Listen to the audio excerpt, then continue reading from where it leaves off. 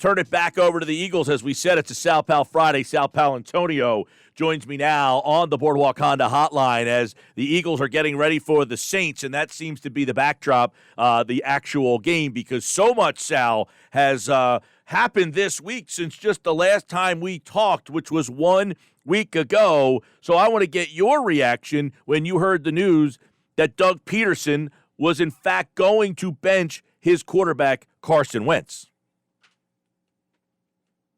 I thought it was 3 weeks too late, Mike. I mean, that was my reaction. 3 weeks too late, and I think that's based on performance, correct? We know in the NFL a lot more goes into just that. That contract kind of looms. And, you know, it sparks off a whole another band of questions, Sal. Like, what if Hurts plays well? What do they do? I mean, this is something that's just not going to go away. No, I think – I'm sorry, Mike. I'm having a little bit of difficulty hearing you. Can you hear me okay? I do not hear you. You kind of – well, I kind of hear you way in the distance there. You got me okay, Mike? Now I got you. There you go. Yeah, I'm sorry about that. So, you know, the bottom line is it's 3 weeks too late, in my view. And I don't know what good it's going to do right now. I really don't. You put him in the game down 23-3 on the road against the Packers, against arguably the best quarterback in the NFC.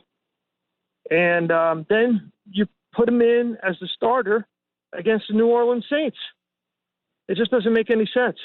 Yeah, I guess, like, what's the message here? Is the message, like, you know, we want to actually see if Hurts can play. We want to see what we have in this kid. You need just some time to get away from the game. I mean, because now you're in a situation of what happens if Hurts plays well? You have that whole story that would linger over you through the offseason, even next week. I mean, if Hurts doesn't play well, do you go back to Wentz? I mean, this is a situation they put themselves into, but why would they do this to themselves?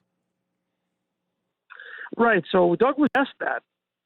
Doug was asked, is this a one-game timeout, or is Jalen Hurts auditioning for the full-time gig? Is he there to save the season, or is he there to provide a spark? And his answer was, I don't have a crystal ball. Well, we're not expecting you to have a crystal ball, but we are expecting you to have a plan. And right now, I don't see one. I honestly don't. I'm totally perplexed. You and I have been talking about this on this show, in this segment, for a month now, and I have been calling for the benching of Carson Wentz, at least for a game or two, so that he could get a completely different perspective on things.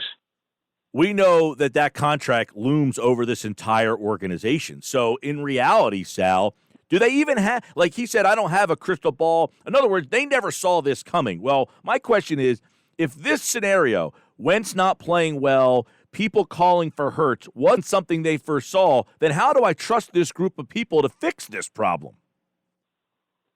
Exactly. I don't see how you can. I think that's a big problem. You know, if you say that Carson Wentz is broken as a result of the ineptitude of the organization as a whole, and I'm not really going to say it's Pederson or Howie Roseman or Jeffrey Lurie or injuries. It's an organizational failure. Can you and I agree on that? I think that's the first and foremost, Sal. I think that's at the top of the list. And it's something that, see if you agree with me here. I don't know that the Eagles fans really ever took into consideration that way at the top you might have it. Like, I don't think anybody was like, man, that Jeffrey Lurie, he's a problem. Like, I think is that part of it that we never saw before, is that there's too much meddling from the ownership group? Well, I mean, I don't know. That's a really big question to ask. And, you know, that will take some time to investigate. I think here's what we have right now. We have an unknown situation at quarterback that was created by the head coach. That much we know. And that in the next 4 weeks has to be fixed. It just has to be. So let's figure out if you can score more than 20 points a game. That's first and foremost, that you can be a functioning offense in the NFL. Super hard to do against a New Orleans defense that averages only giving up 14 points per game when Drew Brees is not playing. They're buttoned up. We know that they are number one in yards allowed, number one defense overall, and they only give up about 14 points a game when Drew Brees is not playing in the game. So it's going to be tough for Jalen Hurts in this particular situation.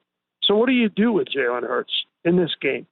Well, you let him hand the ball off first and foremost and create opportunities for him to make plays off of your running game and vice versa. If you have to dedicate a hat to Jalen Hurts as a runner, that's going to open things up for the running game and for the passing game. And you would hope that they have a package of plays designed in advance where they have practiced a little bit of it. But this is the first time that he is taking first-team reps in practice. Now, I know what they did in practice on Wednesday. They did a lot of short passes, a lot of screen passes, a lot of zone read runs, and, a lot of running, heavy emphasis on running the football. But that's going to be all difficult to do against the Saints. It's predicated on the Saints having breakdowns, and this Saints team is extraordinarily well coached. Everybody wants to go big picture, big picture, big picture. What happens next for Wentz? What happens next year with the contract? What happens? Do you trade one of these guys? And my answer always is the same. Let's find out if you can be a functioning NFL offense. Because for the first 13 weeks, you have not been a functioning NFL offense. And this move should have been made 3 or 4 weeks ago so that you would have time to really evaluate Jalen Hurts. Putting him in now, when the season is lost, against the Saints team that is absolutely hungry to be the number one seed in the NFC, is, in my mind, just a recipe for disaster. Sal Paolantonio, well said. Now, Wednesday, Doug said, try to establish a little bit of the run game, short, easy completions, screen game. You just echoed that. The question a lot of people had was, well, then why wouldn't you do that for Carson Wentz? Is there any method behind the madness in saying that there? No, I agree with you. It should have been happening a long time ago. Is there a part of you that wonders, okay, so many people have said, there's not a lot of good talent. The line's a mess. There's not great line. And that maybe the Eagles disagree a little bit, and Doug Pederson making this switch to say, it's not my play calling that's the problem. It's the carpenter, not the tools here. Well, I think the chronology of what happened. Yeah. It's been well reported. I have reported it on SportsCenter multiple times. So after the Monday night game, Carson Wentz goes in front of the team, asks for forgiveness, apologizes, tries to explain the problem, and says he's going to get better. So then a couple of days later, Brandon Graham and Jason Kelsey and Carson Wentz meet with Doug Pederson. And at that particular meeting, there's talk of accountability for all players. And you know who they were talking about. So after that meeting, Doug Pederson is probably thinking to himself, I don't know if that's the case, but he's probably thinking to himself, if I don't do something at the quarterback position, I'm going to lose the rest of the locker room. And so he makes the decision after an absolutely horrid first half in Green Bay at Lambeau on Sunday to pull the plug on Carson Wentz when it's, obviously just plain as day to everybody on the team and everybody watching the team and watching the games that it should have happened a long time ago. But I think he was pushed. And here's another thing when you think about it. You're on a short week. You're playing Seattle and then Green Bay. You're playing Russell Wilson and then Aaron Rodgers on the road. And you're on a short week. And 2 of the 5 days of your preparation was dedicated to dealing with dysfunction at the quarterback position. Team meetings and then meetings of the leadership council. And all you have to do is do the math and say this is getting in the way of the team's preparation. Anybody could see that.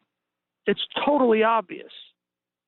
Sal, Doug texted you saying that he made this move because they need a spark. Are you buying that they need a spark and that's all this is? Or is this a crossroads for this organization in this moment right now?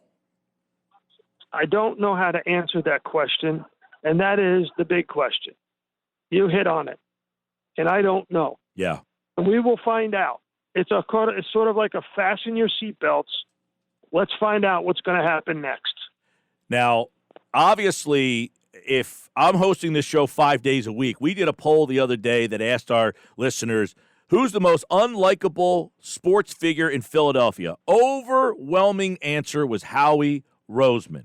Yet it seems that he would be an untouchable guy. There wasn't anybody close. It was 75% of people. He is the most unlikable guy. Yet I don't ever hear that he is in any trouble. I mean, does anybody there feel that Roseman? We don't know that, Mike. We don't know that. Well, that's what I'm asking you. Do we have any inclination that he, in fact, maybe is in some trouble here? No, I don't know. I don't know the answer to that. I'm not going to conjecture about it without doing any kind of real reporting on it. Mm-hmm. And my answer is I just don't know. All I know is that if you look at what Jeff Lurie has done each and every year, as he's had an evaluation, he's had face-to-face meetings, there will be, a shakedown after the season. And the first thing he's got to do is he's got to say to Doug Pederson in a one-to-one meeting, do you want to be here? Do you want to be here in 2021? Right. Because they have to have an honest conversation about it. And then Jeff Lurie has to figure out, okay, if I have to make a change at coach, does that necessitate a change at the GM? Is that new coach going to want to work with a different GM? And then after that, you have to – I mean, there's so many decisions to be made. Can you bring in a coach and GM who wants to work with this quarterback, who's, making an honest assessment of where the quarterback is? But, I really am loath to answer these speculative long-term questions because I want to only see one thing and one thing only, and that is if this team can function as an offense on Sunday against the Saints with a rookie quarterback. And I think that is a fair thing to say, and it only spins more speculation, Sal, as you know people love to do in this town, because if Hurts plays well, and God forbid they won, then what? I mean, we saw what happened when Bobby Hoying won a couple games. Oh, come on, Mike. You know the answer to that question. If Hurts plays well and they beat the Saints, they upset the Saints, the number one seed in the conference, Hurts is starting the next week, and that's it. He's starting for the rest of the season. Yeah. He's starting for the rest of the season. He needs one game where he proves that he can function, where Carson Wentz could not. So you have the same players, minus it sounds like Jason Peters, sounds like no Alshon Jeffrey, but they weren't much anyway. But if you basically have the same cast of characters and he wins the game against the Saints, party's over for Carson. See you in the spring. It all happens right here on 97.3 ESPN. Merrill Reese, Mike Quick, they have the call. The pregame starts at 3. He's Sal Paolantonio. And, of course, the matchup show. They'll get you ready for Jalen Hurts' first NFL start. Here's a guy who obviously gave them that spark. We'll see if he could do it again. It should be very intriguing. And, Sal, that spread's about 7.5. What's it say to you? It says that people have no belief in this Eagles team. None whatsoever. All right. It's sad. It is. Well, Merry Christmas, everybody, because the Eagles are not giving you any presents this year, it doesn't seem. Not with the Giants and Washington doing what they do. Let's see what happens on Sunday. Let's do it. Let's see what happens on Sunday. Hey, Sal, I'm off all next week except for Friday. I'll talk to you then. My man. All right. He, like all guests, appeared via the Boardwalk Honda hotline. Johnny G and the people at Berger Realty bringing you Sal Paolantonio on this Sal Pal Friday. We thank Johnny G and the boys over there. 35 years experience. This is a great market. Give them a buzz. And thanks to Sal for, again, jumping on board.